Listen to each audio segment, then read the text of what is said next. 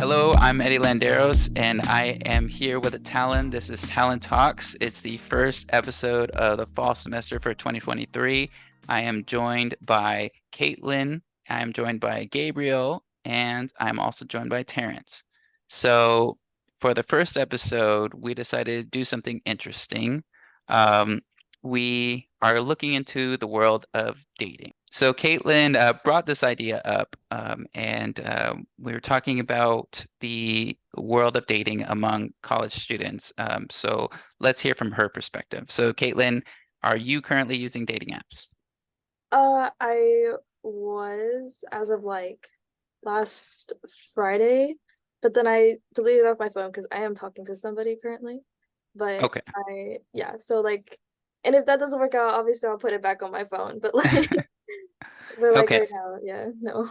So the person that you are seeing right now, did you meet them on a dating app?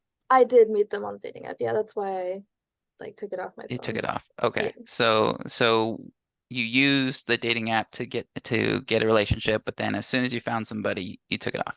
Yeah. Okay, I'm gotcha. very much like I'm honestly I'm very much into monogamy. Like I like being like with somebody like tied down and I like I like that. So Gotcha. yeah. Okay. So let's backpedal a little bit to back to when you were actively dating with the app. Mhm. Do you mind if we go over what dating app or apps you've tried out?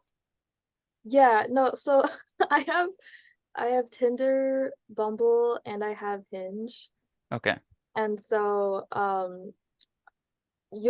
you'll probably see my profiles on there. I think Tinder hid my profile because I just don't use it and I also like deleted it a while ago because I think I like Hinge the best out of all of them just because like in terms of like Tinder and Bumble, they will hide your like the people that like you unless you pay them. So like Hinge, they don't do that. So I deleted the other two because like if I can't like see the people that have liked my profile, it's kind of hard to like match with somebody else on there. Gotcha. And Okay. also on those ones too, like it'll tell me how many people liked me, and the number actually gets kind of scary. Like on there when I deleted it, it was at like 300, and I was like, no, thank you. Like, What? how am I supposed to go through 300 people? I don't know. I don't understand. So I deleted it because I was like, this is a little bit much. I don't know Wow. what to do here. So it was a little overwhelming. Okay, so that kind Yeah. of gives us some perspective on like how vast that ocean can be in the dating world among, because if you were in person, like say you went to a bar or like you met someone at campus, Yeah. sure, there's like thousands of people attending college, but they're not all there on campus at the same time. Yeah. So it's like if you literally saw 300 people in front of you all wanting to date you, like that'd be a Yeah. little overwhelming. And I'm sure like half of them were like old men into like younger girls, because there's no Mm, like I mean, you can filter it for your like likes and dislike when you're going through people, but like in terms of like people seeing your profile, I'm pretty sure that's not the case. So like I'm sure half of it was just like old men being creepy. I think personally like a 40-year-old trying to get with like a 20 or even a 19-year-old is very like gross, like partly because you're just at such different stages in your life. Like 40, you're like almost 50, so you're like almost halfway done.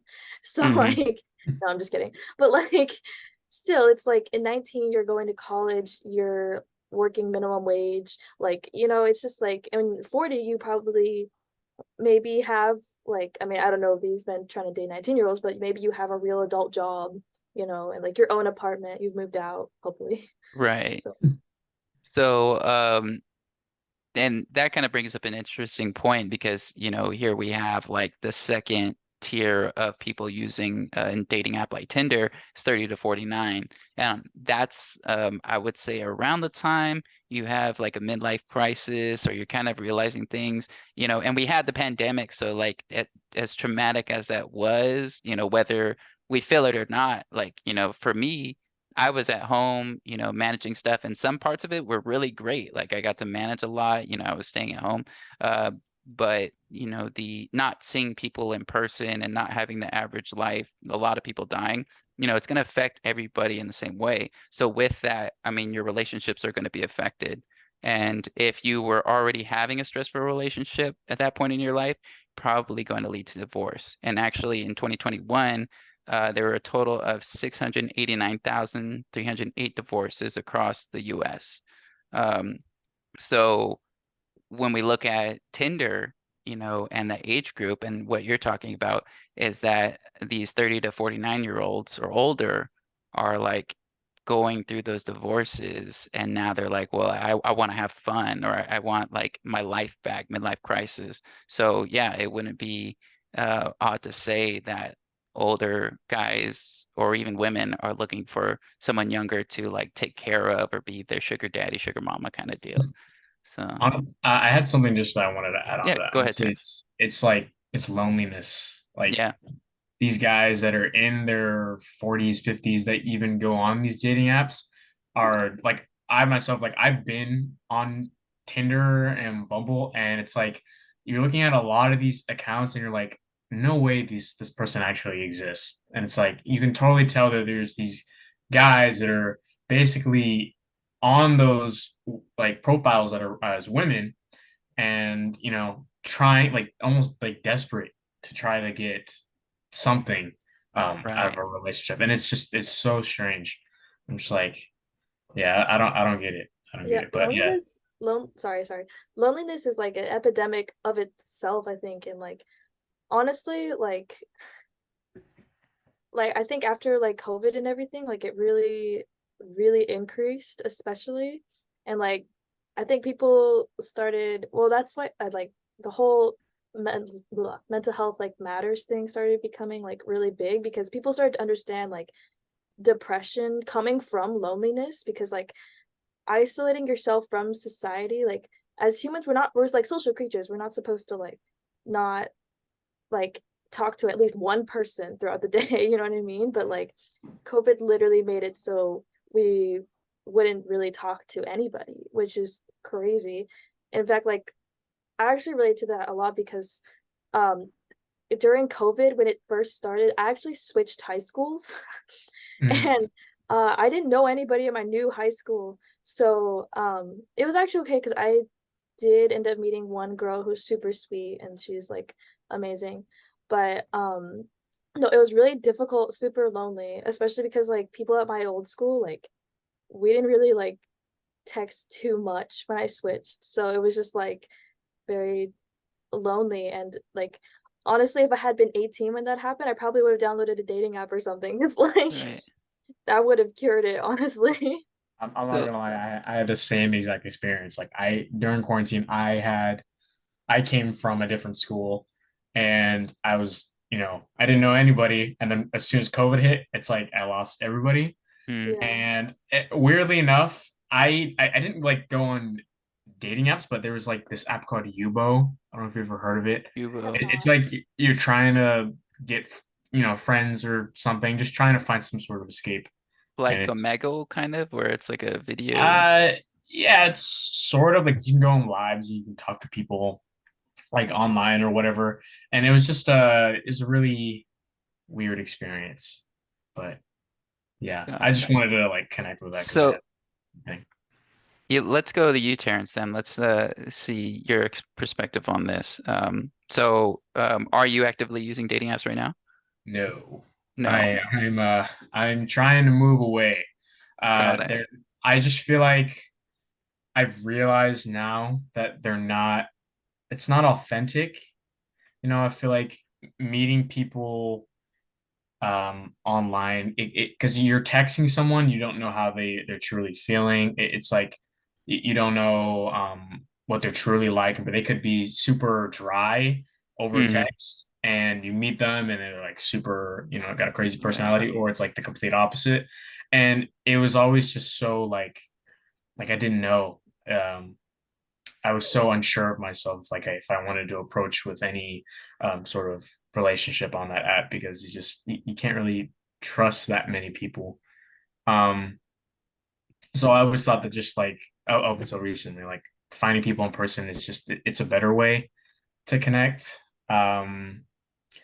Yeah, it's just it's not good for the health because there's so many like I feel like you look at all these people on these dating apps, or they could be either super attractive, and maybe you're only gonna go for those super attractive people, and then Mm, not being what they're actually like, what you thought they'd be like, and it's just it's super unrealistic too. It creates these unrealistic expectations for a lot of people.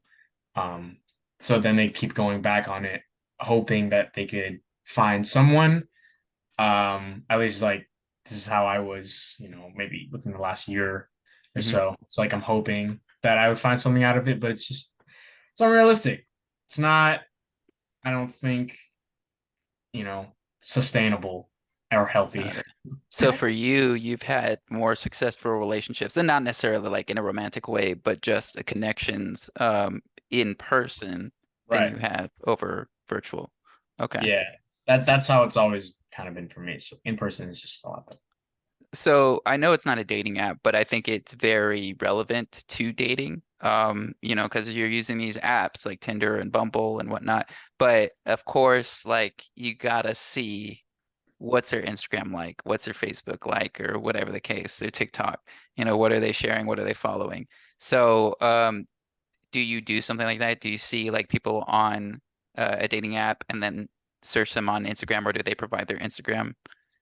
Expose myself here. Yeah, yeah. I mean, it doesn't have to go to you, but I mean, Yeah, right. Well, I'm sure like sometimes they have their Instagram on like their profile or whatever. And I'm gonna go check it out just to yeah, see yeah, if they're you have to. legit. Yeah. Of course, like, you're gonna be with somebody for a long term. Like it could be 1 year, it could be 20 years.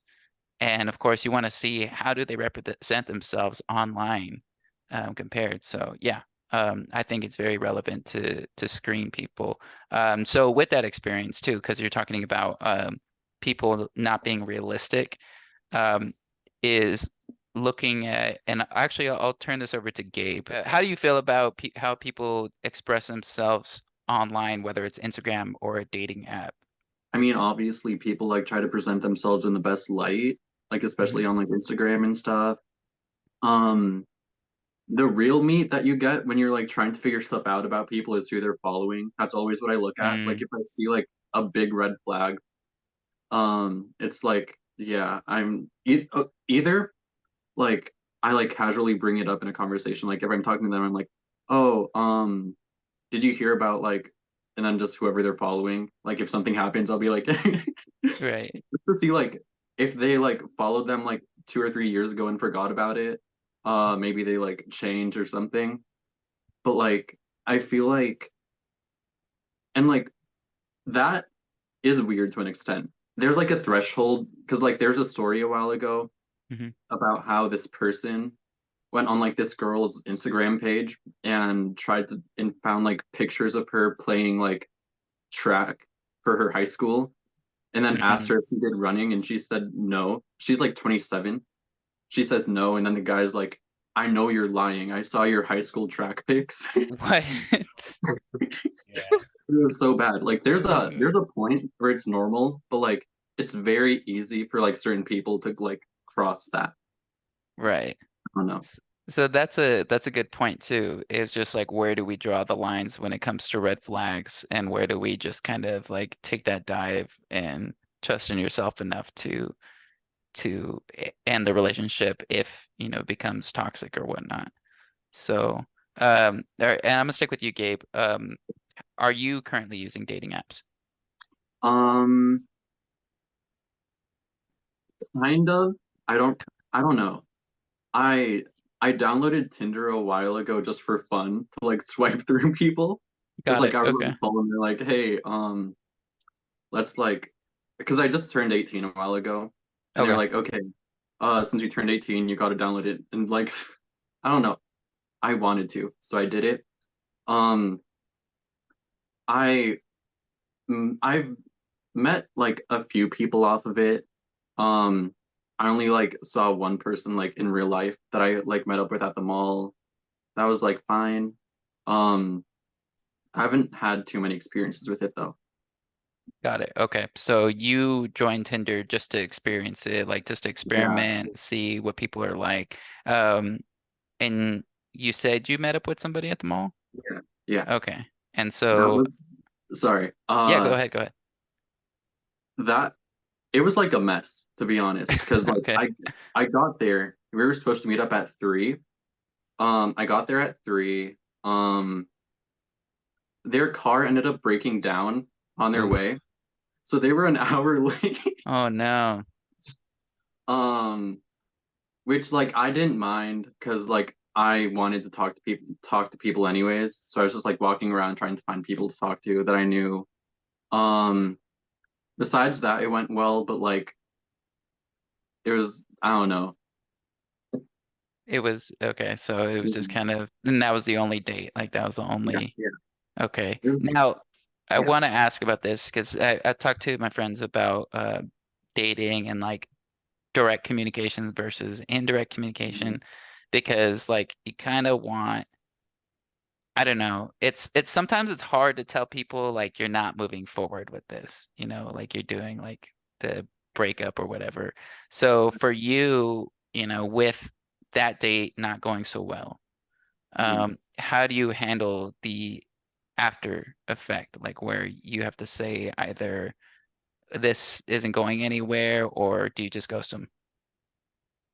Um, Ghost. I did Ghost. not have any. Got it. Okay. But I mean, I have like told people before, like not on online dating, but just dating in general. Like, I don't know, I feel like online dating, it's a lot easier to ghost people, if that makes Got it. sense. Like, if Yeah. something doesn't go well, like a lot of people just ghost you instead of just like communicating that way. Um, and but like if you meet someone in like real life, there's a lot more pressure to be like, hey, this didn't like turn out very well, especially if like you go to college with them or something, or like high Mm, school or something. Like there's a lot more pressure to be like, hey, this didn't work out. mm. It's gonna be awkward, but like it's not gonna work. Got it. So if there's more attachment or to the Yeah. connection relationship, it makes it a little bit difficult. Okay. Kaitlyn, let's go back to you and kind of the same question. Um, so do you ghost? Like, how do you approach that? How do you approach that situation? I don't ever ghost people because I don't like it when it happens to me. Okay. So, I mean, maybe I have ghosted people actually, now that I'm thinking about it. I usually I try not to Try because not to. I don't like it when it happens to me. Mhm. But like I'm sure I'm ghosting people now that I've deleted the app off my phone. So like maybe that's ghosting. I shouldn't think about it. But no, I mean yes and no. I don't know. I try to be like, hey bro, no, like Gotcha. sorry. Gotcha. So even if you're not going on a date, like say someone tries to hit you up or says like they're interested, um, do you I don't really know how the dating apps work, but like when someone's interested in you and you say you're not interested, does it tell them or is it just kind of No. ignored? Yeah, no, it doesn't. It does like if you hit the X on like a person's, it doesn't tell them. I'm pretty sure. Yeah, that sounds like I Yeah, have no idea. And I because hope not. I was screening with my friend, like we were screening her potential dates, and so I was like, nope, nope, nope. So I was Xing them, and then I was just realizing, oh man, I wonder if they realize, that we're not interested. But Yeah, I mean, I think the no response is probably the gotcha. biggest no you can get. Yeah, yeah. Okay. Yeah. And so I see we have June. He joined us here. All right, So how's it going, June? I'm good. How are y'all? Doing good. All right. So we're just discussing dating apps and their experiences. So I kind of want to jump to you real quick. I want to ask you kind of the same questions. Are you currently dating on any dating apps? So the whole reason I was interested in this topic as well is because I've never used um the dating apps. Can you guys hear me okay? Yeah, yeah, we hear you Okay. perfectly. I've never used the dating apps. I feel like it's for me personally, I'm already not comfortable like taking pictures and writing descriptions about myself. So I Mm, feel much it's just easier to just kind of walk up to someone and try to strike up a conversation. And I think you also get a pretty good understanding, like if that person is into you or not. You know, like if you walk up to someone and you talk to them, and if they give you the cold shoulder, it's like, okay, I don't have to wait around for 3 days just to be ghosted, you know, or something like that. So Gotcha. yeah. O- Okay, so let's dive into that topic then, as far as the societal behaviors. Because with dating apps, I mean, like you're putting yourself out there with that description, that photo, you know, those like, are you taking a picture with your dog? Are you smoking a blunt? You know, like, you know, all of that are showing the red or green flags about yourself. And that's like pretty much saying like, hey, I'm interested or I'm uninterested. So for you saying that you haven't used a dating app and that you're doing it in person, let's kind of walk through what that looks like. So say you find someone and you're, you know, you find them attractive or you kind of find them interesting. So you approach them, you start talking with them, you find like a kind of groove going on, and you got to establish some sort of contact information to gain from them. So like asking for their number or whatever the case. So how do you do that? How do you get their number? How do you get their contact? So I think the main thing too, that like a big point is that no matter what, there is always going to be like that online aspect, like texting or whatever the case may be, or like video chat or whatever it is. But I mean, the main thing is if you find a person, and I think it's a lot of it, I've realized it's really about volume and shooting your shot. Like if you only talk to every one in every like 100 people you find attractive, like chances are you're not going to meet a lot of new people. But if you talk to every one in like 5 people or every 1 in 10 people, you know, you go up, you say, hi, how are you? My name's June. You know, sometimes they don't introduce themselves properly. So that's, you know, a sign as well. And you just kind of try to talk to them. Like that's really all I can say. You maintain good eye contact, you have good posture, and at the end of it, right before you leave, you say, hey, if it's cool, can I grab your number? We can hang out, or whatever your line is, whatever your game is. And if it works, it works. If not, you say, okay, nice to meet you, and you try again. That's really as simple as I can put it. I think you might be like thinking too much about it. Like you're like maintain eye contact, like speak, say hello, ask about their mom. Like I don't know, maybe like just like maybe like some advice, like just maybe like relax a little bit. I don't think June is necessarily like hyper focused on how the thing goes. Like as far as I've seen him, he's pretty like calm, cool, and collective. But it does bring up a good point on, you know, the dating world or like the virtual world that we've been so accustomed to, like being on our phones whenever there's like a break in silence or something. So like trying to fill in those awkward moments. And when it comes to in-person interactions, um, sometimes a lot of people, whether they're like, I don't think a lot of people nowadays are hyper focused on the idea of like, okay, I gotta make eye contact or this or that or whatever. They're more focused on like, okay, like let me look at my phone because like I'm getting a little nervous, you Yeah. know. No, I was just because it felt like you were saying like a checklist of stuff that you had Right. to do.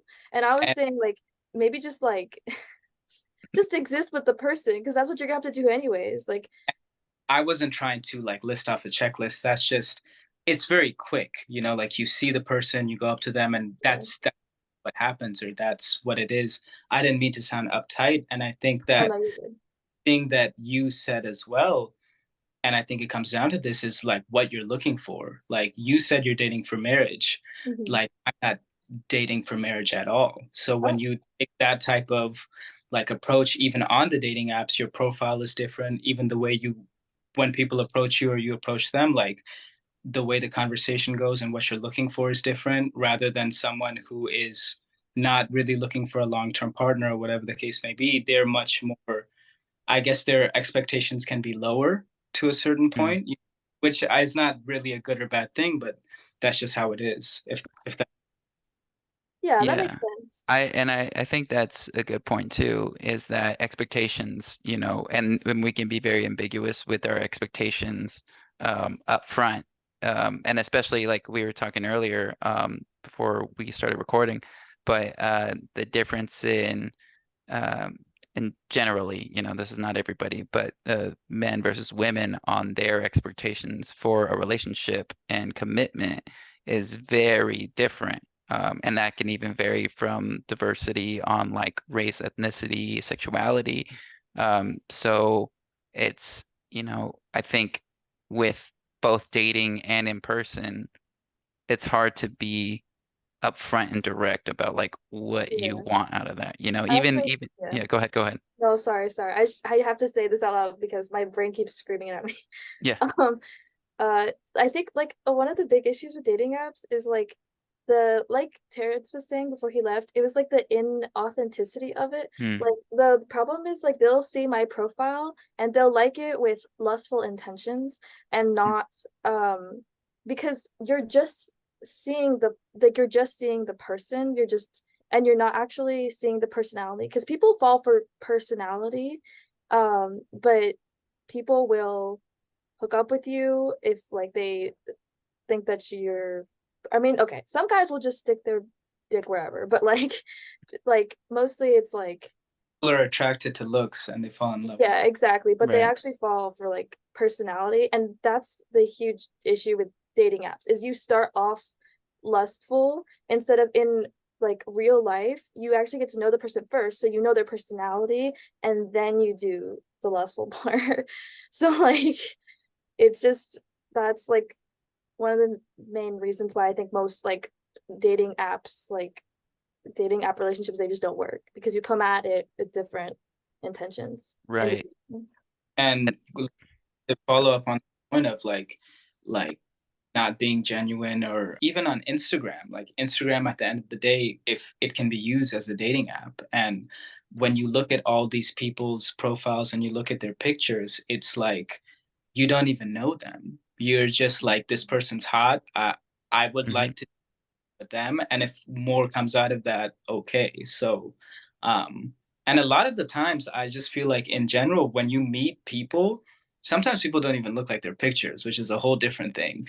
So and again, I'll go back to Gabe. And if you want to speak on catfish, you can. But mainly I kind of want to get your insight on how social media as a whole, because like June was saying, and like we were saying before, Instagram kind of fits that bill when it comes to dating apps and how dating apps go about starting these relationships. So how does it make you feel mentally? Like, do you feel like burnout or feel like you can't trust as much what people say online? Well, quickly going back to like the catfishing thing, Yeah, um, go ahead. I don't know if like you guys have like experience with this on like dating apps, but when people post like group photos as their first picture Oh, and you yeah. like, don't know which one they are, and it's like the only picture they have, it's like I don't know, you just like you just hope it's like the best looking one in the group. Right. Um, yeah, but with like social media, um, I believe you're asking about like if like the fact that they like lie about stuff sometimes like makes it like harder to trust them, is what I Yeah. was And understanding. even if it's like something subtle as like their picture profile being like at an angle or not really showcasing what they really look like, Mhm. you know, or even like you said, a group photo and you don't even know who it is. So, I think it's kind of a red flag because like if you're not like confident enough in like how you like present yourself and like you're putting all that extra work to like not mislead people because it's still kind of you, but like um making sure it's like the very very best picture of you. I feel like that comes from like insecurity, and that insecurity can like really poison a relationship. So I don't know, it's like really tricky because you don't want to get into like that I can fix them mentality where it's like hmm, um oh they're just like really insecure about how they look, I can like make them feel better, because that insecurity a lot of times can lead to like cheating and stuff, like if they hmm, get attention from someone else, Um, just like in general, like if people lack like attention for like a long time from like romantically, and like they have a partner, but then someone else comes up and gives them like the same or more attention than their partner does, they're more inclined to cheat in that way because they're like, oh, I'm finally getting like this attention that I never Yeah. got before. Um, Right. so it is something to be like wary about, I think. Yeah, and those are good points too, because with social media in general and just instant gratification we get from our phones, is that we're getting so stimulated, you know, and then when it's like when there are those boring moments, like I said, like you pick up your phone to scroll through or something like that. Um, but even if you didn't have your phone, if you're in your relationship with someone you've been committed to, it's like sometimes it can be a little bit stale because your brain is telling you like I need like these endorphins, these hormones to like get me excited and all that. And then when you find someone else who is interested in a lot of things you're interested or whatever the case, then yeah, you're going to be more susceptible to build a relationship with this person rather than the person you're already committed with, and then lead to an affair or cheating. Yeah. So to go in with that, I want to move to our last topic, which is burnout. You know, I think with college especially, you know, if you're not burnt out from your classes and your papers and whatnot, you're gonna be burnt out from work, from your relationships, and then even just scrolling through your phone and you don't even realize it, where we have so many different options. So let's focus on burnout with relationships. Kaitlyn, we'll start with you. Do you feel burnout from trying to figure out this dating thing? Yeah, I mean, I've definitely felt burnout. Like I've definitely deleted all of the apps off my phone for like a couple days and then re-downloaded them because I was like lonely. And I was like, well, because my best friend, she just got a boyfriend, so sometimes she's with him, and like I totally get that. Like that's totally fair. And maybe I just need to get friends. But like and then I'll like talk to people on there and not feel so lonely. But that's not actually the reason I'm on there. It was just like one of the reasons at some point. But I think you could definitely feel burnout because um as a girl, and I don't know if guys have felt like this on dating apps too, they may have not, but like it definitely becomes hard to keep going back on there when you know that most of the guys on there are literally only seeing you as like a sex object. Like Mm, it happens so much on there and it's like literally sorry, I have a little cough. It's like literally awful. So I definitely would feel burnout like from always being seen as that. yeah, objectified. Okay, Yeah. got it. Okay. So the burnouts, a little different, I would say, for guys, if Yeah. there is a burnout. So, June, let's go with you. I mean, you're not on the dating app world, but I I mean, what think do you feel?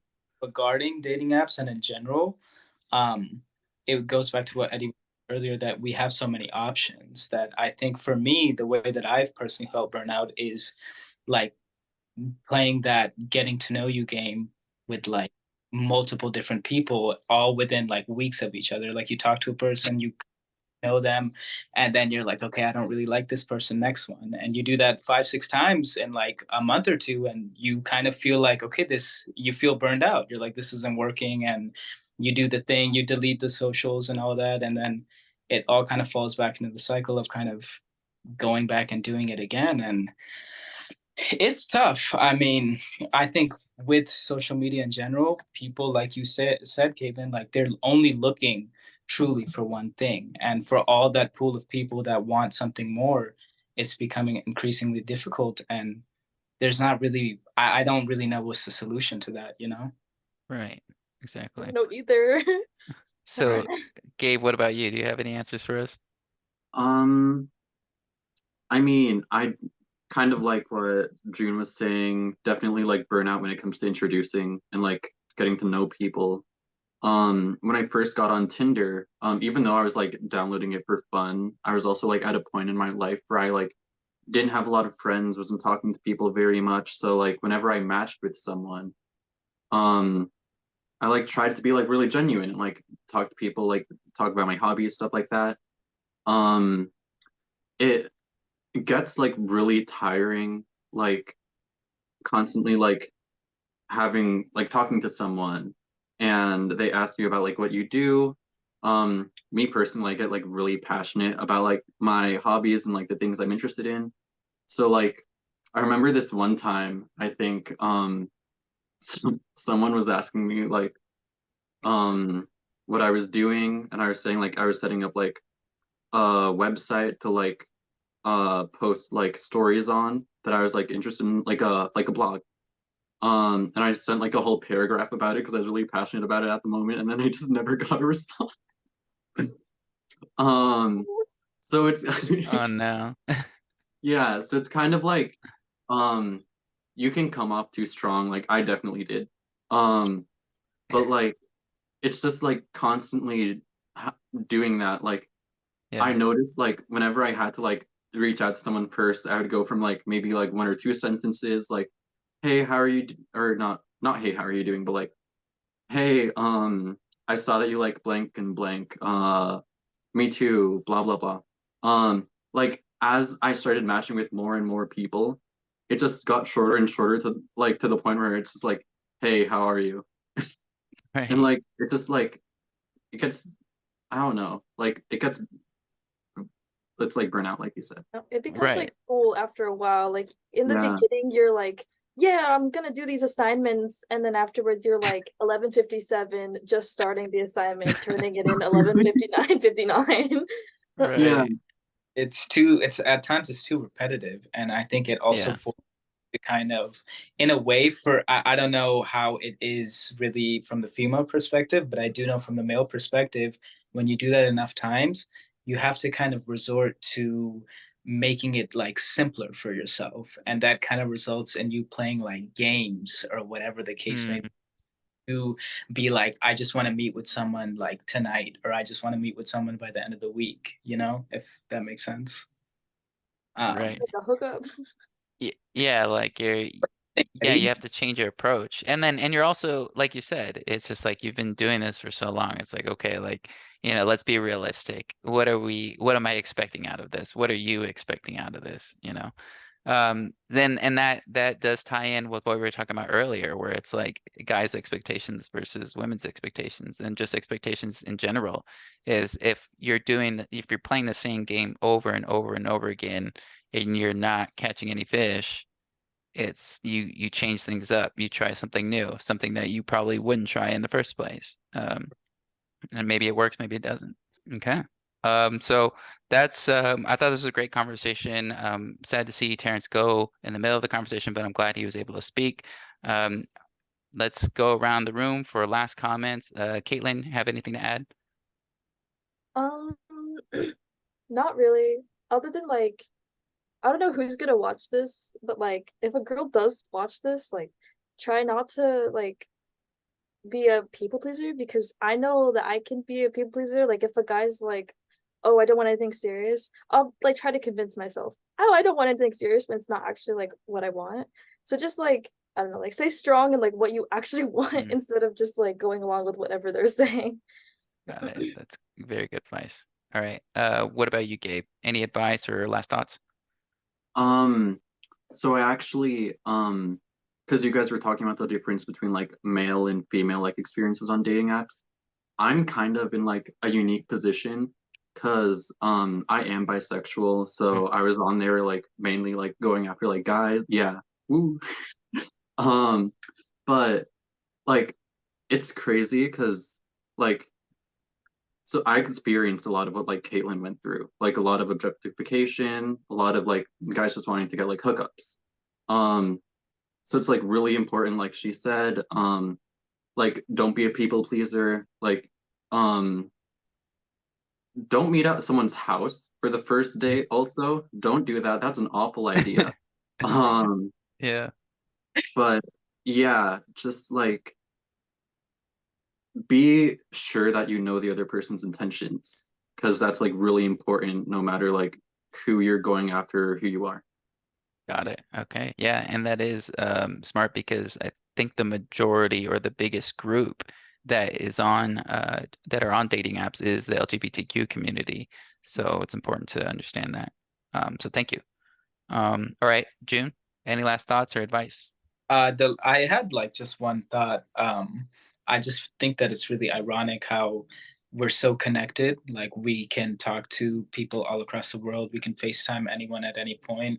Yet, like a lot of young people our age are going through this epidemic of loneliness, where they feel like because there's so many options and there's so many overwhelming apps, like you can't find one good person, which I just think is really interesting. And regarding the dating apps, I mean, 9 out of 10 times, if you're on the apps, you really should understand that people are only really looking for one thing. So, yeah. Okay. All right. Good point. Yeah. Okay. So great conversation from you all. We have me, Eddie Landeros. We have Kaitlyn Hetzko, Gabriel Lozano, and Junaid Khan, or June. This has been Talon Talks, dating apps. Thank you so much for joining us, and we will see you on the next episode.